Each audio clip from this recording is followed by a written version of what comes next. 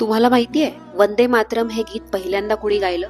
वंदे मातरम 1896 मध्ये काँग्रेसच्या कलकत्ता अधिवेशनात गुरुदेव रवींद्रनाथ टागोर यांनी पहिल्यांदा गायलं. हेच ते गुरुदेव रवींद्रनाथ टागोर ज्यांनी आपलं राष्ट्रगीत जनगण मन लिहिलेलं आहे. टागोर यांच्या चाहत्यांसाठी आजचा दिवस विशेष महत्वाचा आहे, कारण आज आहे रवींद्रनाथ टागोर यांची जयंती. रवींद्रनाथ टागोर हे फक्त कवी किंवा लेखक नव्हते, तर ते संगीतकार होते, ते चित्रकार होते. असं हे अष्टपैलू व्यक्तिमत्व. यांनी वयाच्या 8व्या वर्षी पहिली कविता लिहिली आणि 16व्या वर्षी त्यांनी भानुसिंह या नावानं बऱ्याचशा कविता लिहिल्या. टागोर यांच्या साहित्याचा किंवा त्यांच्या व्यक्तिमत्वाचा प्रभाव हा फक्त भारतातच नाही तर भारताच्या बाहेर देखील आहे.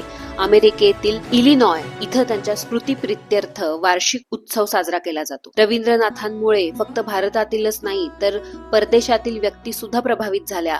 यामध्ये फ्रान्सचे अँद्रे गिडेल, जपानचे यसुनारी कावाबाता, पाब्लो नेरुदा यांच्यासारख्यांचा समावेश आहे. रवींद्रनाथांचं साहित्य जगभरातील अनेक भाषांमध्ये अनुवादित झालंय. इस्रायलमधील सार पब्लिशिंग हाऊस या प्रकाशन संस्थेनं रवींद्रनाथांच्या कथांचा हिब्रू भाषेतील अनुवाद एप या नावानं 2006 साली प्रकाशित केला. फक्त जगभरात नाही तर भारतामध्ये, महाराष्ट्रात सुद्धा रवींद्रनाथांचा प्रभाव खूप मोठा होता आणि महाराष्ट्राचा प्रभाव रवींद्रनाथांवरही होता. संत तुकारामांच्या साहित्याचा त्यांनी अभ्यास केला आणि संत तुकारामांचे काही अभंग त्यांनी बंगाली भाषेत अनुवादित केले. छत्रपती शिवाजी महाराजांचं जीवन त्यांच्यासाठी प्रेरणादायी होतं आणि म्हणूनच शिवाजी महाराजांवर त्यांनी एक खंडकाव्य लिहिले. रवींद्रनाथांच्या व्यक्तिमत्वानं काही महाराष्ट्रीयन लोक सुद्धा प्रभावित झाले होते.